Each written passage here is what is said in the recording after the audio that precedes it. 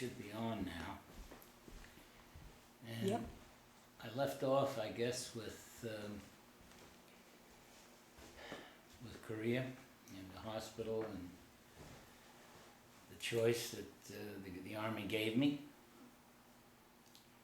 And I told you that I chose going to college. And they were going to send me to any college I wanted. Really, I mean, it was incredible. Didn't have to pass an exam to get in or anything. Mhm. But I wanted to stick close to home by this time, so I went to New York University. And I had a wonderful time there. I studied, I majored in business administration, it's a Wharton school. And I minored in psychology.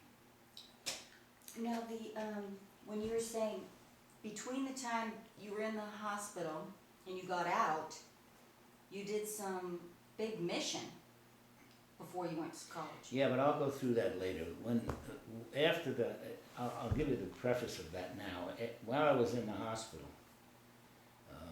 and they found out, and they had not yet found out that I was 16 years old while I was still in the hospital at early stages. And when they found out that I was okay, that I was a survivor and that I was healthy, there was a problem, a real big problem going on in Tibet with the Chinese communists.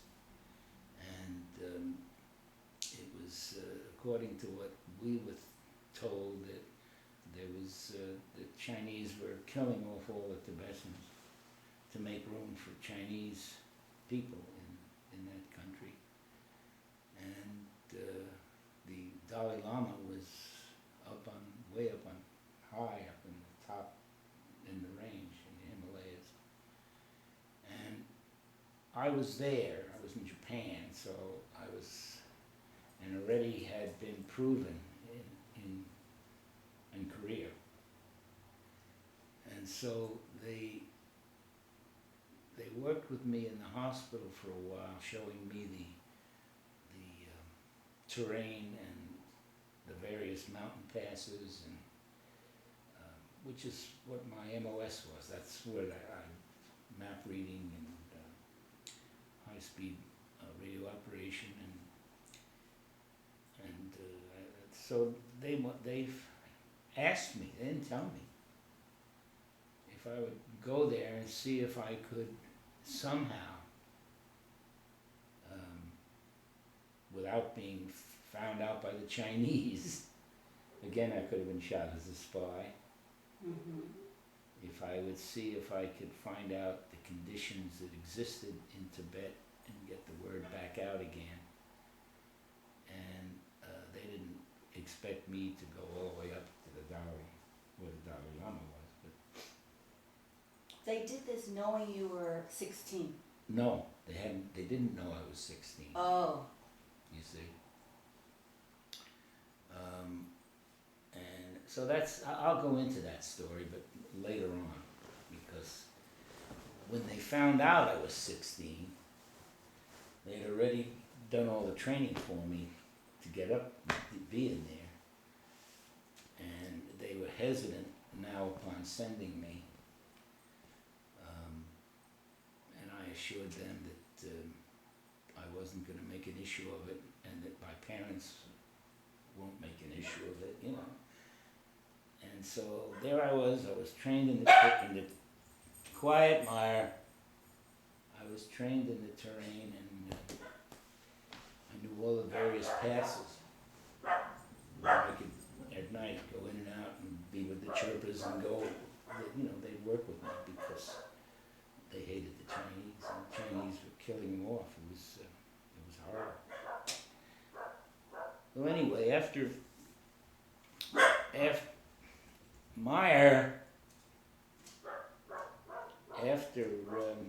all of that happened, and I'll go through that story at a later time.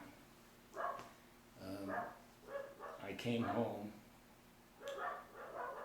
and true to their cause, they sent me to where I wanted to go, New York University.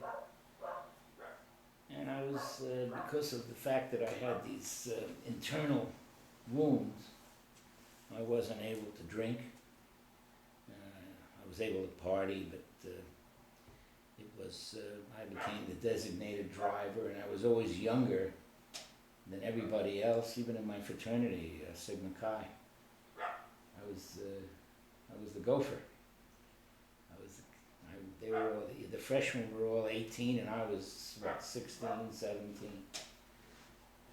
And I couldn't drink, so I was their driver. But I grew up really having a lot of fun because I was sober through all the parties where everybody else was polluted, and I was the one that ended up, the victor in everything because I was cold sober. But I did go through. Then I worked for my uncle. I went back in my junior year. I guess that was 19. I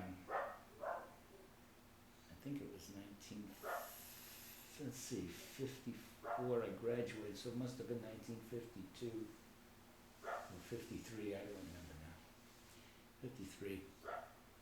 And I started working in the day at Youth Guild for my uncle,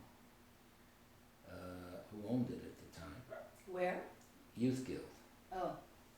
It was a ready-to-wear manufacturing company of Better Junior and later Missy Sportswear.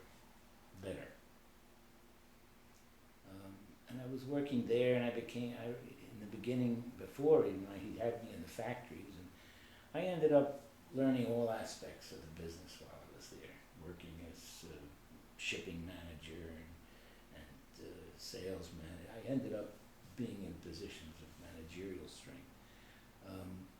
And I went to school at night. And I really went to school in the summertime. And I graduated supposedly, well actually I did in 1954. So I actually did it in less than 4 years. Just a matter of getting all the credits that I needed. And I was fairly bright, so I was able to, listen, I went through high school. I was 16 when I graduated high school, so college was a snap for me. Oh, I think some of the more fantastic stories is what you did in the Army when you were 16 without even being legally there, and Well, that's coming. But I wasn't 16 anymore. Well, the only thing that happened when I was 16, there were only two things that happened. There was Korea,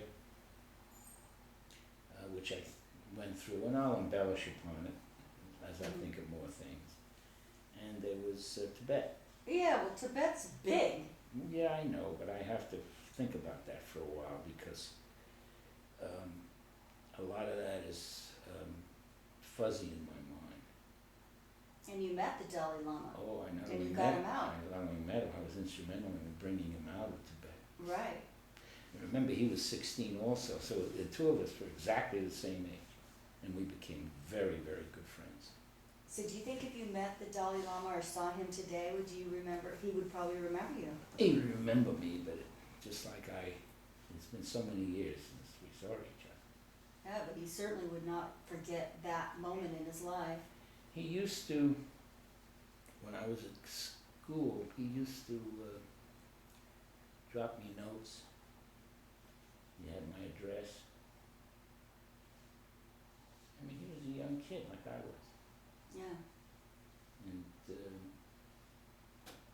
he used to say that someday he wants to grow up and be like me. And we're both 16 years old. But, I was able to get up to his compound up there and quietly at night bring he and a lot of his chirpers and his subjects down without the Chinese knowing. That wasn't my mission. I wasn't sent there to do any of that, but I was never sent anywhere where I did what they wanted me to do. I ended up, I was sent there to find out what was really going on in Tibet because the real information was not getting out. The Chinese were stifling it. And it was, genocide. That's what it was. But I'll come back to it, because there's other things I have to think about. I remember so many. That could be a movie, a story, a novel, just that part of it. Right, well, Because that's of what where, he taught me and what I taught him. yeah, I think that whole thing where you went to the army, you were, shot with the bayonet, you survived, the experience you had in the hospital, getting off of morphine, and then before you went off to college, and before they discovered you were 16, you were instrumental in getting the Dalai Lama out of Tibet safely. Well, they Which is trained huge. me for really what's the word I'm looking for? I was in the CIC, which is Counterintelligence Corps, Mhm. and which I don't think it exists today. I think today it's Special Forces or it's something else or it's military intelligence. I don't know what the hell they call it. And they didn't know I was 16 while I was doing this intensive training in Kyoto, Japan, in the hospital. How did you get in? I mean, did you pretend to be someone else or forge documents, or did they not check that very No, diligently? no, You just signed up and said, I'm 18? they would. It was we had the draft on at the time, Yeah. right? And so I just went in there and said I was 18 and didn't have to show them a damn thing. They were gobbling up everybody they could get to send them to Korea. And your parents did not know, so where did they think Well, you were? my parents found out when I was in Fort Dix in basic training. And they were my mother was gonna scream. My father said, let him be. If that's what he wants to do, it'll do him good, it'll make a man of him. That was my dad. My mother was, oh my God, you can't, you're 16 years old, you can't be in here. I said, my father and I calmed her down so that she didn't run off and scream about it and make a big deal about it, or I'd have been thrown out. Right. They never knew I was in Korea. I don't think they knew that to the day they died. They never knew it. They never knew I was bayoneted. They never knew I was injured. They never knew I was. When I was in Europe, they thought I was a recon soldier in Europe. So you didn't want to worry them? Because I don't know, I mean, it my seems... my father and I knew more than my mother and my sister. Okay? That's a lot to keep as a 16-year-old, Most 16-year-olds are children, and Well, I they was need a their child. parents, and Well, no, especially if they're wounded or hurt. I had this nurse, this Japanese nurse who was, I didn't need my parents. She was wonderful. She took care of me. She spent all of her time, all of her free time with me. She'd come in the hospital at night after she's off duty and sit with me for hours. Or when I was better, she'd crawl into bed and just hug me for hours. And then I'd fall asleep, and in the morning she'd be back to work. And did she know you were 16? She was about 18, 19. She was a young girl. And she knew I was 16. And she's the one that helped you get rid of, kick the morphine? Yes. Hmm. I didn't really know very much about morphine, and nobody knew about morphine, to be honest with you. There was no drugs in this. There were drugs, but it wasn't like it is today. There was no cartels in Mexico or any of that going on. And the known drug was morphine, and that was a painkiller. The corpsmen in the army, they had, I don't remember whether it was pills or an injection. I don't remember now. Of course, I don't remember ever getting the morphine Right. in because I was unconscious right after I was wounded. Oh yeah, she was probably 16. She was my first girlfriend and lover, and she was much more experienced than I was. So, but I had to be very careful. Remember, I still had open wounds. I wasn't, but I healed very quickly as far as my wounds are concerned. And the doctors, none of them could understand not only how I healed, but that I was alive. They used to come in and say, "Here's our miracle boy." Miracle Boy. Yeah. Yeah. Because this to me is the one of the bigger stories. This time frame in your life, because I think it's so incredibly unusual and so many aspects of that time in your life, being so young, and the circumstances, and then the trip to Tibet with the Dalai Lama, and getting him safely out. I mean, it's really, to me, a blockbuster story. Well, it was the early part of my crazy career. From 1950, that was all 1950 and early 51. And then my crazy career took a hiatus when I went to college, and it was a different kind of crazy, but not life-threatening, well, it's dangerous. And then from 55 through 57, that's the stories I was going to sit down and tell today, at least a little of them. Mm-hmm. I was stationed in a little town called Dexheim, Germany. I was on this command net for early warning system on CW. Remember, this was 1955, and the Iron Curtain just, I don't know if you remember that. The Soviets had 44 armored divisions on the east side of the curtain, and we had 200,000 troops, and they had well over a million. And the Cold War was, Eisenhower was president, and by the way, he was one of the sanest, one of the best presidents we've ever had, Dwight D. Eisenhower. He was president, and Khrushchev was the premier of the Soviet Union. Crazy Khrushchev. You remember him by banging at the United Nations, banging his shoe, his heel, well, he was the premier of the Soviet Union. Marshal Zhukov, I remember, was the commander of the Soviet military at that time.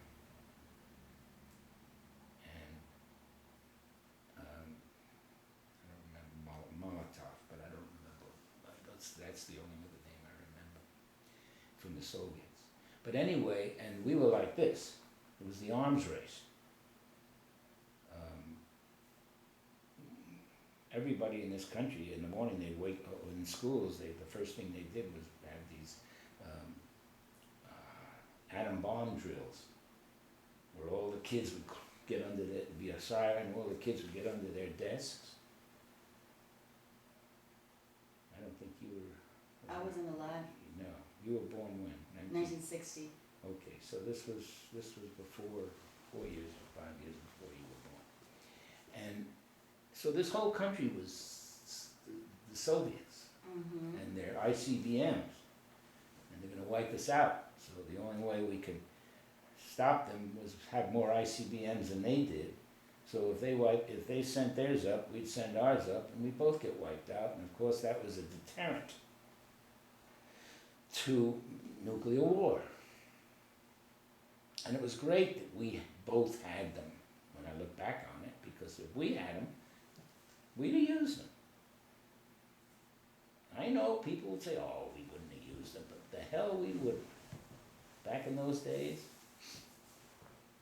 if when certain times came up, if nobody else had the atomic bomb, and we did, well, I don't want to conjecture on that, but so I was in Germany. That's where I was stationed, and I was now trained. I had parachute training. I had reconnaissance training. I had CW radio training, and I had various forms of intelligence, military intelligence training. Part of all that training encompassed map reading, understanding maps, understanding terrains, understanding defensive positions. The big thing with my job in the Army, and a lot of other guys who were in my same status, was that when not if, but when the Soviets crossed the Iron Curtain, how to get our 200,000 American GIs out of Germany, out of Europe, and down to Le Havre, and evacuate them. That's all.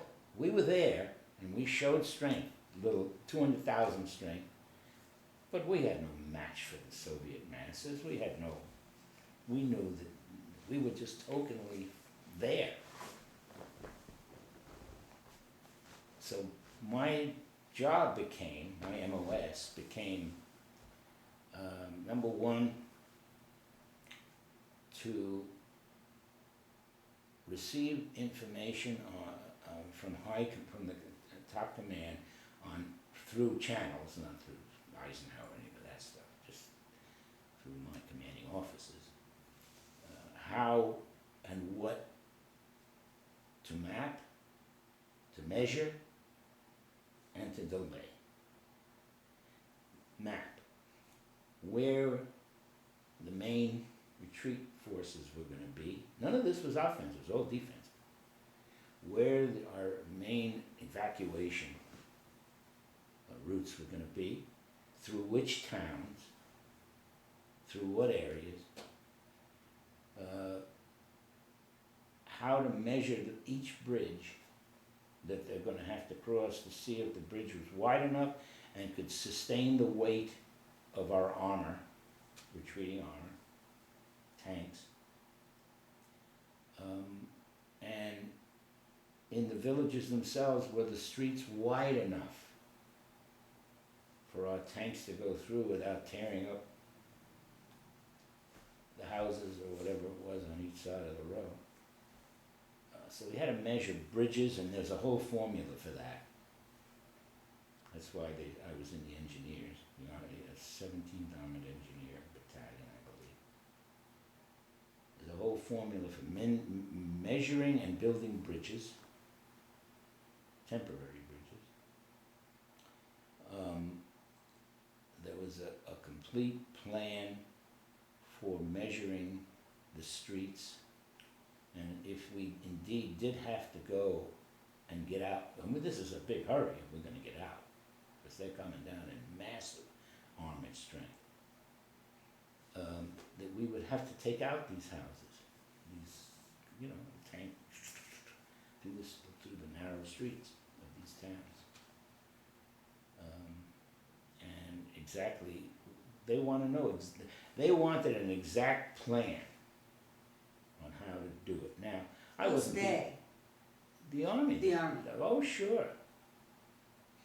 And I had my section assigned to me, right?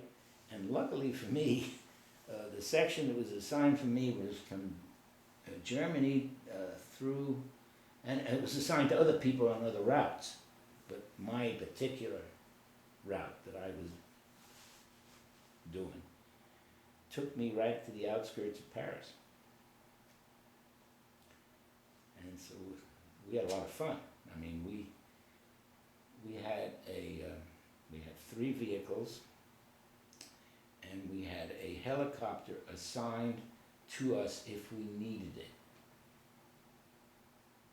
to cross rivers and things that with no bridges in the vicinity, and where we would have to build bridges, cross rivers, not big, huge rivers, but rivers where get across, get the armor across, and that's what the armored engineers did. They built bridges.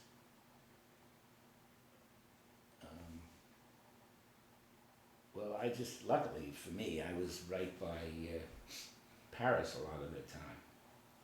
And so what we would do is we would finish our day's work, radio in our position, and then the helicopter that was assigned, we'd all come to Paris.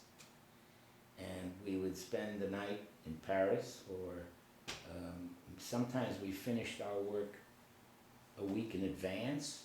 We diligently did it, and the time allotted, our TDY was, had a week. And we took that week, and each night we'd run back to the helicopter and radio when we were over there, or you understand? But I shared an apartment in Montmartre with an architect, a playwright, and I think a sculptor. I don't remember what he was, a painter or something. Had a wonderful time, marvelous time.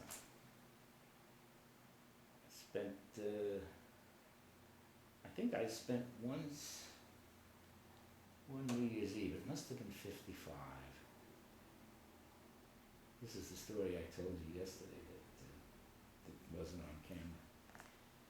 Where on the Champs-Élysées, and I was dating a nightclub girl, who went by the name of Cadillac. And she was the star performer at the Champs-Élysées. And it was crazy time. We took her up for rides in the helicopter. We did a lot of crazy things. But I just remember that particular New Year's Eve because I had to wait for her to finish her last performance. And then the two of us went up to the Arc de Triomphe. And we went up to the top, and so we were there exactly at New Year's, and all the cars and the horns were going, and it was fantastic. I just remember things like that. Mm-hmm. 50. Another time I remember I was in Austria. It was between the Hungarian Revolution and the invasion of Egypt by Israel, England, and France. And I don't remember, I was in Austria because I had finished with my Hungarian Revolution kids, with the underground and all that stuff, which I'm going to tell the story of. And I went to, I think it was Innsbruck, and where we skied down in this long procession. Everybody had a candle, and everybody was yodeling or whooping. You could hear it through the mountains. You skied all the way down to the top. I had some great times in Europe, along with all the crap. Well, anyway, that was my job. Oh, and the third portion of my job, other than the map reading and the measuring and the creating of the route and securing it as far as volume is concerned, as far as how much armor and weight of armor could be use that route. If not, they'd have to use another one that somebody else was looking at. So we wanted to know all the possibilities to get our troops and our equipment down to the harbor where we'd get them out of there. Now, the third part of it was the most difficult for me because it was the hardest for me to learn, but I did study it, and I was instructed by some of the greatest instructors I ever met. While we're doing this, where do we take a stand? Where do we stop, or not stop? Where do we slow down the oncoming Soviet troops? And how?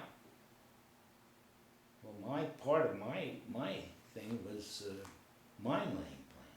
I didn't lay any mines, but I mapped and positioned where they should be.